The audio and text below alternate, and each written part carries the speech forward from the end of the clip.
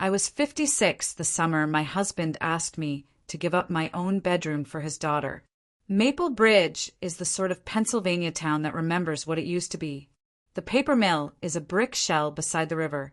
The diner still serves the same specials my mother could have ordered. And my yellow house on Locust Street gathers leaves in its gutters like secrets. The morning air smelled faintly of rain and cut grass when I came in from a walk, and found 2 suitcases parked by the staircase like quiet declarations. "Eve," Charles called from the kitchen, his voice careful, as if he were speaking through a closed door. "Lena's going to stay a while." A while. In Maple Bridge, a while can mean a season or a year, depending on how politely you want to lie. Lena stood in the doorway, all sharp cheekbones and glossy hair, a city sparrow judging a small-town porch. 27, clever, trained to smile with just the top half of her face. The landlord in her complex had mixed up the dates on a renovation, she said. The place was unlivable, and the friend who promised a couch had backpedaled. She'd driven in from Pittsburgh at dawn. She would be no trouble. She would pay for groceries. She would be grateful. She would occupy the room that had been mine for the last 4 years. "Charles," I said, surprised at the softness in my own voice. "We have a guest room." "She needs the front bedroom for light," he answered, almost quoting, not noticing how the sentence wore his daughter's shoes. "There's a bathroom attached. Easier for everyone." Lena let her gaze graze the crown molding.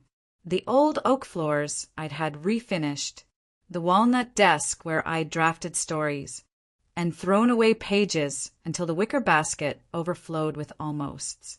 She didn't walk farther in. She didn't have to. The house had already been measured from the doorway. "It won't be long," she added. "Couple of weeks, maybe a month. You won't even notice me." I noticed the plural we threaded through her sentences, like a seam that had already been stitched. And I noticed the way my husband avoided my eyes, the way he arranged napkins and sorted mail, when he was ashamed of asking for something he wanted. Charles retired last fall from the high school. Decades of lectures on battles, dates, and the perils of ignoring history. Some men grow expansive with time. He grew smaller, as if every ungraded essay he wouldn't mark now weighed on his chest. He took to polishing his old watch and looking out the window, when my last novel, modest sales, kind reviews, sent me to a book festival in Vermont. He called twice a day and left messages I could hear the river running through. "You must be busy. Don't forget your scarf. I miss you." He loved me in a quiet way that sometimes felt like a hand at the small of my back, and sometimes like a hand over my mouth. "Of course," I said, because the kitchen had suddenly become a stage, and Maple Bridge was an audience that hated a scene. "We'll make space." Lena's smile brightened with relief, so quick it didn't touch gratitude. "You're a lifesaver, Evelyn." My name in her mouth sounded like a provisional contract. I nodded, set my keys in the blue ceramic dish by the stove, and poured hot water over leaves in a chipped mug. Not coffee. I gave that up years ago, when the doctor said my heartbeat didn't need any encouragement. Steam rose and fogged the window for a second. My reflection blurred, then returned. Silver at the temples, a face other women call striking, when they want to avoid saying pretty. The front bedroom had belonged to me since Charles and I married. I had painted the walls a pale green that looked like river water just before a storm. The bed faced the window. On winter afternoons, light pooled on the quilt, and I could make a small, private summer by reading there with my feet under a folded blanket. The adjoining bath had a deep tub.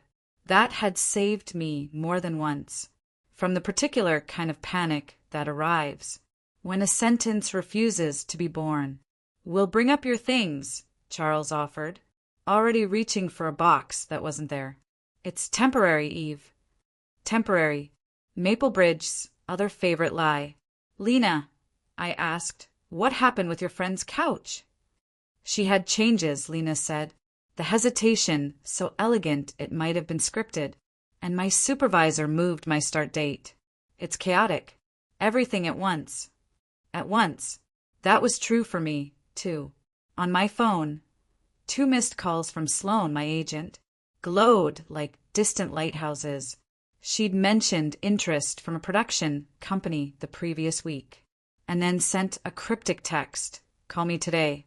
Could be big. I hadn't called yet. The idea of seeing my work put into other hands always carried the exhilaration of a bridge and the dread of a fall. Besides, Charles had been quiet lately, quieter than usual, and I had told myself there would be time tomorrow. Now, tomorrow had arrived with luggage. I carried a stack of sweaters from the armoire and laid them on the guest bed at the back of the house. That room looks over the lilac bush and the neighbor's fence. You can hear the train at 10 and at 2 if the wind is right. I once wrote an entire chapter to that rhythm. The low metal hush and the distant horn. The mattress is firm. The closet is narrow. The window sticks in summer. "Dad said you're a writer," Lena called from the hallway, as if the fact were a rumor someone should confirm. "That must be fun." Fun is a word people use when they mean hobby. "It pays the mortgage," I said, and she blinked, recalibrating. She hadn't known. Charles flushed and found an invisible crumb to brush from the counter. "My name alone sits on the deed. I'd bought the house after a first marriage. That taught me to file paperwork with a pen that didn't shake. When Charles moved in, I left the arrangement as it was, out of caution and habit, and then, later, out of forgetfulness. Love makes even the practical lazy. Lena peered into my former room as if previewing a listing. "I can make this feel like home in a weekend," she said brightly. "Fresh linens, maybe move the dresser." "It already is a home," I said, mild, but with the small bell of steel beneath it. "I didn't mean—" She tilted toward Charles, and his shoulders rose a fraction. He is a tall man who always made himself shorter for the sake of others. Lately, he had been shrinking to fit into conversations with his daughter. "It's fine," I said, "because the first rule of any small town is that you don't bleed where the neighbors can see. Let's eat something." We spooned out scrambled eggs and sliced peaches onto plates, while the air shifted the way it does before a thunderstorm. I asked Lena about her job. She answered with language that felt like an HR brochure. Metrics, deliverables, alignment. Charles added the small dots of commentary men keep in their pockets to prove they're listening. Right. Interesting. He looked at me once, the way you look at the horizon to check if the rain is coming. I looked back and smiled, so that he would not open an umbrella indoors. After breakfast, he and Lena carried boxes up the front stairs. Tape rasped, drawers mumbled open and shut. A coat hanger clanged, and our hallway, narrow, familiar, filled with the sound of us becoming 3. In the back room, I folded the quilt my mother sent when I moved here. I unpinned the pages of a chapter draft from the corkboard and stacked them like thin bones. I slid my fountain pen into its case. The gestures felt like a rehearsal for a departure I refused to name. When I stepped into the hall, Lena was standing on a chair, stretching to inspect the old transom above the door. "This could be pretty if we scraped the paint," she said to no one in particular. It was pretty, I said. Then winter came. She widened her eyes, a look of practiced innocence. That belonged to children who had learned early. That adults reward an unblemished face. "I'll take good care of it," she promised. And I thought not the same thing. By afternoon, the front bedroom looked like a catalog photograph. Her duvet in a cool geometric pattern. Her makeup lined up like instruments.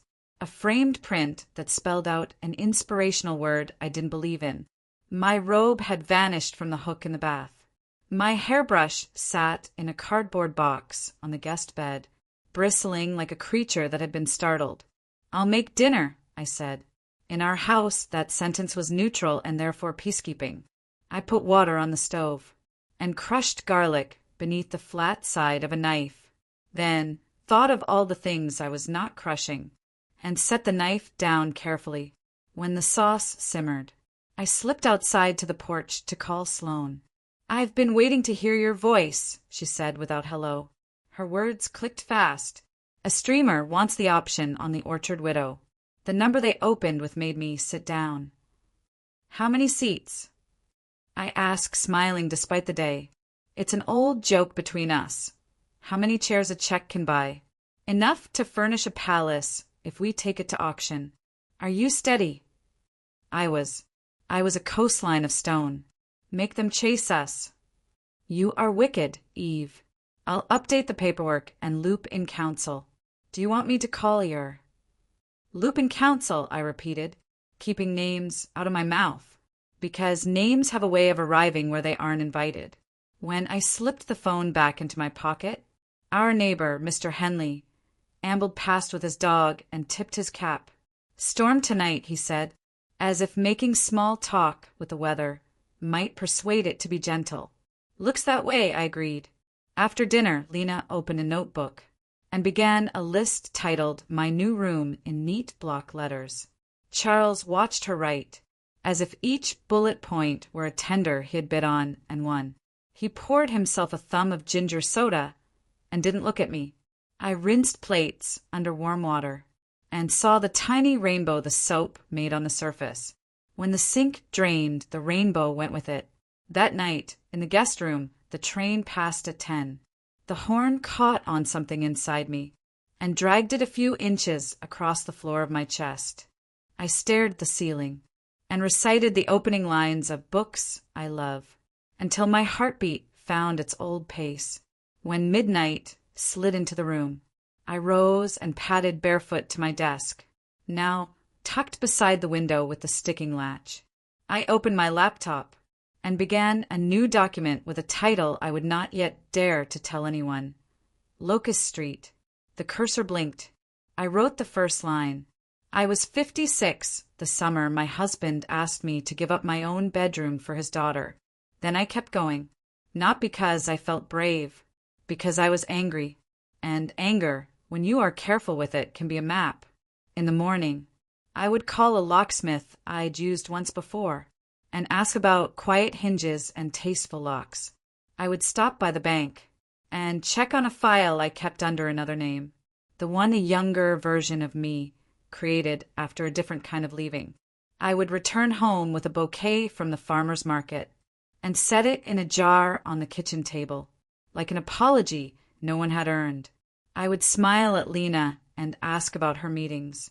I would touch Charles's arm when he reached for the kettle and tell him the tea had already steeped, and while the river kept its secrets and Maple Bridge minded its own, I would begin to build the kind of ending that looks from a distance like kindness. 2 weeks passed before I realized Lena had begun rearranging more than furniture. IT started with little things. The piano bench angled differently, my framed photos replaced by hers, the smell of citrus cleaner that wasn't mine. I'd wake early and find her mug in the sink, her phone charger coiled on the counter like a small silver snake. Charles would chuckle when I mentioned it. "She's just getting comfortable, Eve." He'd say, "It's good to have the house lively again." Lively, that word stung. What he meant was, alive because she's here. Charles spent his mornings trimming the garden and his afternoons rereading history books. Retirement had turned his schedule into a map without roads. He'd forgotten that silence between two people can sometimes be a cliff. Lena worked remotely, or so she said. I'd pass the front bedroom and hear bursts of laughter followed by silence, the kind of silence that feels performed. Her headset lay untouched more often than not. Once, I caught a glimpse of her laptop screen reflected in the mirror. Not spreadsheets or email, but an online boutique with handbags that cost more than her temporary budget. I didn't say anything. Writers learn early that the truth means more when it waits. The morning the contract arrived was the same morning Lena asked if she could borrow the guest room wardrobe for extra space. The doorbell rang as she spoke, and I crossed the hall to find a courier with an envelope so thick it could have held a fortune. "Delivery for Miss Hartman," he said at my maiden name, the one I still used for business. When I broke the seal, the letterhead glimmered. Beacon Studios, Los Angeles. They wanted the Orchard Widow, not just the rights, but me, consulting writer, executive producer credit. Percentage of gross, the numbers blurred my vision. Not from greed, but disbelief. The story I'd written one sleepless winter about a woman reclaiming her land after betrayal had grown its own wings. Good news! Charles asked when I came into the kitchen, the papers trembling in my hands. I think so. I smiled carefully. They want to adapt my book. That's wonderful, Eve, he said, genuine, proud, then softer, almost to himself. You've always been lucky. It wasn't luck. IT was 15 years of solitude, discipline, and rejection letters stacked higher than Lena's heels. That afternoon, while Charles napped in his recliner, I called the attorney whose card I'd kept tucked inside a first-edition novel. Ruth Caldwell, Estate and Property Law. She was efficient, not warm, and perfect for what I needed. I'd like to review ownership documents for my home, I told her, and adjust some details. She paused. You mean transfer titles or protect existing ones? Protect. Understood that we can structure a trust in your name, quietly, and own notifications to cohabitants until necessary. Cohabitants. Such a polite word for people who forget whose chair they're sitting in. I booked an appointment for Thursday morning. That evening, Lena invited her father to watch a film in her room that I heard them laughing through the thin walls. Her voice lilting with the ease of someone who'd never been denied anything she truly wanted. I opened my laptop, unable to write, and stared instead at my digital banking dashboard. The Studio Advance was already processing a small fortune, yes, but more. Importantly, a way out. When I closed the computer, I found myself staring at my reflection in the dark screen that I looked older than I felt. Silver hair catching the lamplight like quiet lightning, there was something new in my eyes, something that had been absent for years. Calculation that on Thursday, I drove to Caldwell's office in a quiet part of town where the law firm still had brass plaques instead of neon signs. Ruth met me with brisk professionalism. You're doing the right thing, she said after. Reviewing the paperwork. The house is yours solely. You can secure it within a trust so airtight that not even a blood relative could claim it. Perfect, I said. Do it. She glanced over the signature lines. Do you want anyone notified? No one. When I left the office, the afternoon sky had shifted from blue to pewter, that a storm was brewing over Maple Bridge, and I welcomed IT by the time I returned home. Lena's car was in the driveway and the living room smelled faintly of my perfume, the one she had no reason to touch. She was sitting at the table with Charles, smiling over a stack of papers I hadn't seen before. What's this? I asked lightly, setting down my purse. Just some planning, Charles said. Lena found a property for us to look at. Out near Fairview. Says it could be a good investment. Investment? I repeated. With whose money? Lena's eyes flicked up. Bright, innocent. Dad's retirement fund, maybe yours, that we'd all live there eventually. More space, more light. We'd all live there, the words sank like stones. That's ambitious, I said, but let's focus on keeping the roof we already have. Charles chuckled awkwardly, the peacekeeper's sound of retreat. Lena simply smiled the curated smile, the one that didn't quite reach her eyes later, after they'd both gone to bed. I stood in the hallway staring at their closed doors. The rain outside began in earnest, tapping the windows like someone asking to be let in. I whispered to the dark, I'm letting myself out. The next morning, I transferred my royalty advance into a new account under Hartman Literary LLC. I scheduled movers for a storage pickup under the pretense of decluttering. I asked Ruth to prepare one more document, authorization to terminate residency for any non-owners if required. She didn't ask why. Lawyers rarely do. I told Charles at breakfast that I might travel soon, just for inspiration. He nodded distractedly, his coffee going cold while he read an old magazine. You deserve a break, he said. Lena, and I can hold the fort. Hold the fort, I almost laughed. The fort was already mine, and the walls were closing in on them, not me. That night, I packed the first box, manuscripts, journals, the pearl-handled pen my mother gave me. I sold my debut novel. I labeled it stories worth keeping. Then I opened a new document on my laptop and typed a single line meant for no one's eyes but mine. Sometimes survival looks like revenge in its Sunday clothes. I saved it under a password only I would remember. Shut the computer and listen to the rain. The house on Locust Street was shifting, slowly, invisibly, and soon it would belong to me alone, in every possible way. To be why the third week, Lena had stopped pretending she was a guest at tea happened the way ivy takes a wall, one leaf at a time, until you look up and realize the bricks are gone. She started moving her boxes into the hallway closet just to organize. Then she took over the pantry shelf where I kept my spices. I found my jars of dried thyme and lavender repurposed into containers for her vitamins. When I asked about it, she laughed. "Oh, I thought those were empty." The small lice settled into the air like dust point one Sunday morning. I woke early and caught her sitting at my desk, scrolling through my laptop. She didn't hear me approach. The cursor hovered over a folder labeled contracts. "Looking for something?" I asked softly. She flinched so hard her chair squeaked. I was checking the Wi-Fi. "The Wi-Fi doesn't live in my documents," I said. Her smile tightened. "You're so protective."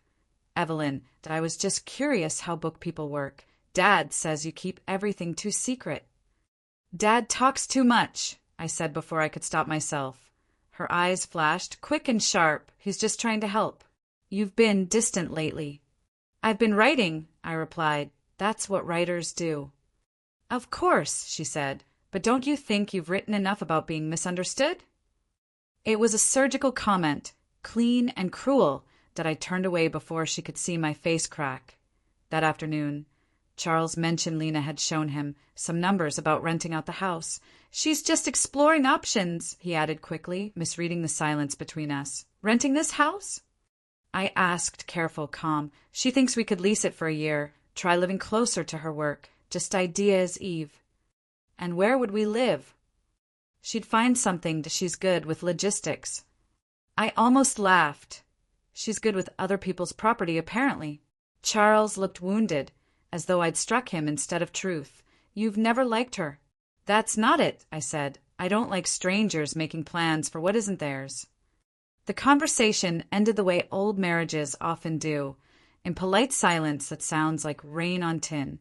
That night, I opened my email. Ruth Caldwell had sent the finalized documents. The house on Locust Street was now secured within a trust, its ownership legally untouchable. There was even a clause permitting the removal of temporary residents in the event of property misuse. I signed digitally and felt the first quiet pulse of control returning. I didn't plan to use that power immediately, not yet. Let them build their nest a little higher before I shook the branch. Days passed. The weather turned heavy and humid, thick enough to taste. Lena began bringing her boyfriend, Trevor, a tall man with a loud laugh and restless hands. He called me ma'am, and drank the last of the orange juice every time they'd sprawl across the living room couch, watching reality shows while I tried to work in the guest room. One evening, I overheard them whispering to M. Y name floated through the air like a secret. "Shared too easily. She doesn't even need this place," Lena said. "She could move anywhere." "She probably will," Trevor replied. "People her age like quiet." People her age. That I closed my laptop and pressed my palms to its cover until my pulse steadied. I remembered something my mother once told me. "Don't argue with people who think they're clever. Just keep receipts." That weekend, I began my collection. Screenshots of text messages Lena sent from Charles's phone. Gentle nudges about selling the property. Copies of emails I forwarded from his account to mine. Phrases like "new arrangements" and "Evelyn will understand." Photographs of receipts with my name on them. The repairs I'd paid for, the mortgage transfers. Piece by piece, I rebuilt the truth in digital form, a writer's version of war. Monday morning brought a small miracle. The film contract cleared. The first installment of payment landed in my new account. Enough to make a new start anywhere I wanted. When I told Charles, he smiled absently, more interested in the crossword than my success. "That's good news," he said, as though I'd told him the rain had stopped. Lena, however, was listening. "Congratulations," she said. "That must be a lot of money." "It's a start," I answered. Dad was saying maybe we could all go somewhere warmer this winter. You could write by the ocean that we could help you pack. I'm not leaving, I said quietly. Her smile faltered, just enough to show the crack beneath it. Oh, I thought you loved new beginnings. I do, I said, just not other people's. That night, I wrote until the clock bled past midnight. The story unfolding on my screen wasn't fiction anymore. It was a mirror of the woman older, wiser, patient, the kind who watches storms rather than runs from them. WY Dawn. I knew exactly how mine would end. First, a call to Ruth, then a message to the movers. Finally, an email to Beacon Studios confirming my relocation plans. I booked a one-way ticket to Toronto and sent Ruth the date and farewells and no explanations. Just an itinerary and a locked door. But before I left, there would be one last chapter here, one that no one else would forget. The morning it all began, the air over Maple Bridge hung thick, with the kind of heat that promises a storm. Cicadas screamed from the trees, and my kitchen clock ticked with unnerving precision. At 7 sharp, the movers arrived. They wore gray uniforms, efficient and polite, the sort of men who knew how to lift expensive things without making a sound. I'd hired them under the pretense of downsizing. What they didn't know, and what Charles and Lena were about to learn, was that they weren't emptying my home. They were reclaiming it.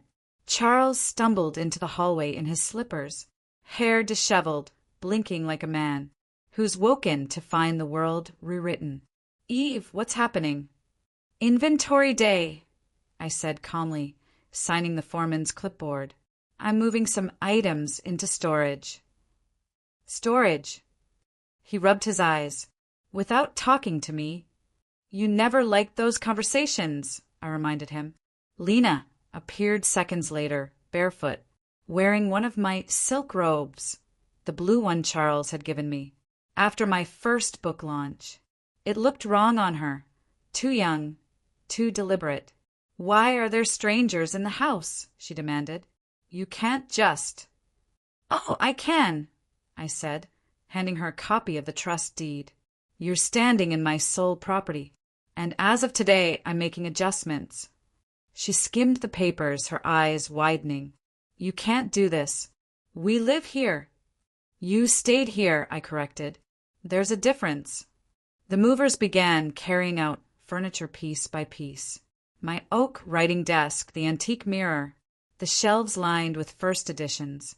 Every item they touched was tagged and documented. I'd given them color-coded stickers. Green to pack, red to leave. Only 3 red marks in the whole house. Charles's chair, Lena's vanity, and the robe she was still wearing. By the time she realized the scope of what was happening, the living room was half empty. Dad, she cried, spinning toward him. Say something. Charles looked at the contract again, reading the words that now defined the rest of his life. Eve, this is extreme.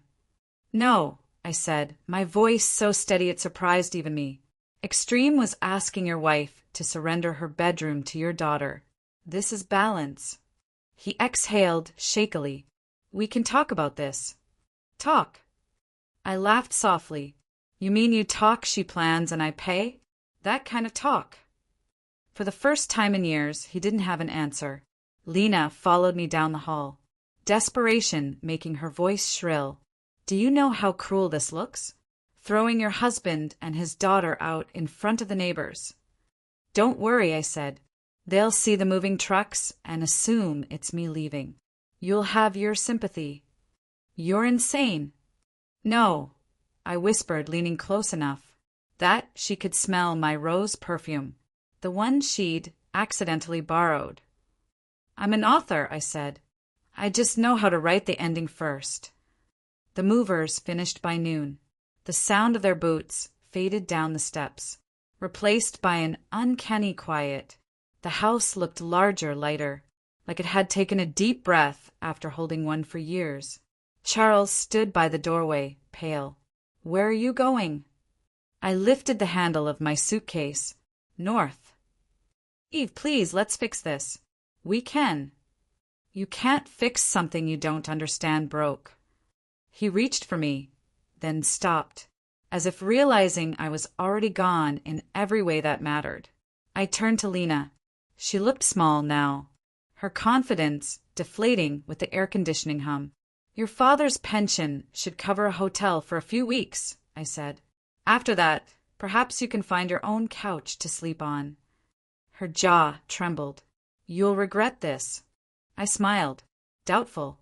But do send me your new address. I might dedicate a book to you. Outside, the movers loaded the last box into the van. The foreman handed me the signed inventory list and nodded.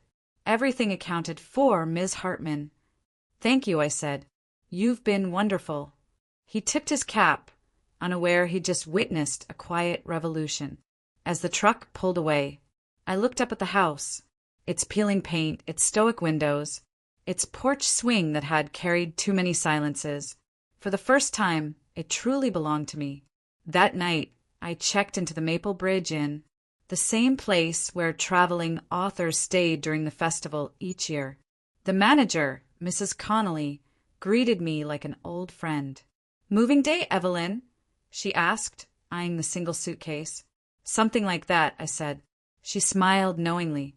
Sometimes you have to leave before you're gone. I stayed 2 nights, long enough to finalize everything. Ruth filed the trust papers with the county. I confirmed every utility account and auto-pay under my name alone. My flight to Toronto booked for Monday morning. When I stepped into my room that last evening, I poured a glass of white wine and opened my email. A message waited from Beacon Studios. Subject: Welcome to the team, Ms. Hartman. They'd wired the final payment. My new life had officially begun. I shut the laptop, stared out at the streetlights flickering over Maple Bridge, and thought of Charles and Lena back at Locust Street, packing, pleading, blaming each other. I didn't feel guilt, just the strange, exquisite calm that comes when a storm passes, and nothing breaks except what needed to. I wrote one final note in my journal before sleeping. Justice doesn't always roar. Sometimes it signs a deed and catches a plane. The airport at dawn smelled of jet fuel and possibility. I stood at the glass, watching the runway blush with early light. My ticket to Toronto folded neatly beside my passport. My whole life fit into 2 checked bags and a carry-on that held a lifetime of words. Behind me, the city of Maple Bridge shrank into memory. The cracked sidewalks, the lilac bush, the house that had taught me patience and vengeance in equal measure. When the plane lifted, I didn't cry. I'd already done that months ago in silence, when I realized the man beside me had stopped seeing me at all. Toronto met me with a rush of cool air and the scent of rain. Beacon Studios had arranged an apartment on Queen Street. Tall windows, pale brick, quiet enough to hear my own thoughts. They'd sent flowers and a note. Welcome home, Ms. Hartman. Let's create something extraordinary. Extraordinary. I smiled at that. They didn't know I already had. The first week blurred into meetings, contract reviews, and long walks along the waterfront. I found a cafe where no one recognized me, and wrote there each morning, my hands remembering the rhythm of freedom. Ruth called to confirm the last legal filings. Everything's airtight, she said. They can't contest a thing. The trust, the transfer, done. Good, I answered. Then let's keep it that way. She chuckled softly. You sound lighter, Evelyn. I am. 3 days later, the messages began. First, a voicemail from Charles. His voice wavered between pleading and disbelief. Eve, please call me. You've made your point. We can talk. Lena didn't mean, well, she's devastated. Then another, angrier. You can't just walk away with everything. The neighbors are asking questions. You've humiliated us. By the 5th message, his tone had turned to begging. The pension payment is delayed, Eve. The small consulting gig ended. We're short. Lena's lease fell through. I stopped listening. Silence, I'd learned, is the purest kind of answer. The following week, a number I didn't recognize appeared on my phone. I almost ignored it, until I saw the name flash, Lena. Curiosity, the last weakness of the wounded, made me answer. Her voice cracked on the first word. "Evelyn, please." I said nothing. "We can't stay here. Dad's credit cards stopped working." "We thought you'd." "He said you had inheritance money, that there was more coming." I almost laughed. "Your father should have paid more attention to his history books. Greed has never ended well." "You're cruel." "No," I said quietly. "I'm thorough." A sob broke through the line, raw and childlike. "We have nothing." "That's a beginning," I said and hung up. A month passed. I buried myself in work, in pages, in the hum of a city that never looked backward. The adaptation meetings were promising. The first checks, generous. My name appeared in trade magazines beside words like visionary and reinvention. One afternoon, while reviewing a scene rewrite, my phone buzzed again. An unknown email address. Subject: "You destroyed us." It was Charles. The message rambled, half apology, half accusation. He claimed he'd been manipulated, that Lena had twisted everything, that he'd lost control. He ended with, "You were my compass and now I'm lost." I stared at the screen for a long moment before deleting it. You can't lose something you chose to drop. Word reached me through a mutual acquaintance weeks later. Charles had moved back to his mother's house in Ohio. Lena was working at a discount furniture store, posting carefully cropped photos on social media to make it seem glamorous. Trevor had left her, of course. Maple Bridge whispered about them, then moved on. Small towns always do. Sometimes, late at night, I pictured the house on Locust Street, the empty porch swing, the echo of my footsteps in the hall. I didn't miss it. I missed what I'd thought it could be. Sanctuary, safety, love that didn't shrink. But I'd found something else instead, myself unabridged. The morning before my book's re-release, I received a bouquet of lilies with no card. I set them on the windowsill, poured black tea, and opened my notebook. A new story waited. A woman by a northern lake. Older, wiser, quietly dangerous. She would not wait for permission. She would not ask to stay. She would build her own world and lock the door behind her. I smiled, pen poised, because some endings aren't punishments. They're just finally the truth, in its proper order. 6 months after Maple Bridge, the air in Toronto tasted like winter. The trees along Queen Street had surrendered their leaves, and the city hummed with the kind of energy that belongs only to people who've survived themselves. I had survived myself. The film adaptation of The Orchard Widow had wrapped its first week of shooting. My name glowed in the opening credits, written by Evelyn Hartman, and I'd learned to watch it without disbelief. The producers called me the calmest writer they'd ever met. They didn't know that calm is just what happens when you've already burned down the house once. Every Sunday I walked to the lakeshore and wrote letters I never sent, to my mother long gone, to the woman I used to be, and sometimes to Charles, though those I always tore up. The last one began, "You said you were lost without me. You should have thought of that before you handed me the map." I tore it into confetti and fed it to the wind. News traveled slower now, trickling through old friends and forgotten social circles. One morning, my editor forwarded me an article from the Maple Bridge Chronicle. Local home sold in record time. Historic Locust Street property purchased by developer. Previous tenants vacated following unresolved ownership dispute. The photo showed my old porch stripped bare. The swing was gone. The windows reflected only sky. For a moment, I felt something twist, nostalgia maybe. Then I realized it wasn't grief. It was relief, final and complete. The house that once defined my silence was now just another empty lot waiting to be rewritten. That evening, Beacon Studios hosted a dinner. to celebrate the series announcement. The restaurant overlooked the harbor, all glass and soft light. I wore a deep green dress and my mother's pearls. When I caught my reflection in the window, I looked exactly like someone who had chosen her own ending. Halfway through dessert, my phone buzzed. An international number. For a heartbeat, I thought, not again. But curiosity is the thread that ties all writers to their ghosts. I stepped outside and answered, "Evelyn." The voice was trembling. "Lena, I don't think we have anything left to discuss," I said. "I just wanted you to know. Dad's in assisted care now. He's been sick." The words fell flat against the wind. I waited for guilt. None came. "I hope he finds peace," I said finally. "You could visit. He asks about you." I almost smiled.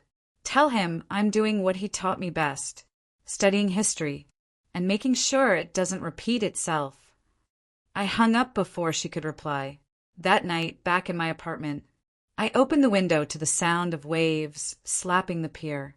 The city lights glittered like 1,000 new beginnings. I poured a small glass of red wine and raised it toward the skyline. "To endings," I whispered, "and to the women who write their own." Then I sat at my desk and opened a blank page. Title: The House She Left Behind. The first line came easily. Sometimes freedom doesn't look like running away. It looks like standing still, until everyone else has to move. I wrote until the city went quiet, until the air grew silver with dawn, and somewhere far away, in a small Pennsylvania town, the house on Locust Street stood empty, its lights off, its doors locked, its ghosts finally mine to keep. 3 years later, The House She Left Behind premiered to sold-out theaters. Critics called it an elegant slow burn about betrayal, resilience, and rebirth. During the after-party, a journalist asked what inspired the story. "Experience," I said, "and a reminder that kindness and vengeance sometimes were the same face." When she pressed for more, I only smiled. Let's just say, some endings write themselves. Outside, the night shimmered with snow. I walked home alone through the quiet streets, no longer thinking about who had once tried to take my place. I'd already taken it back, and for the first time in my life, the story was entirely mine.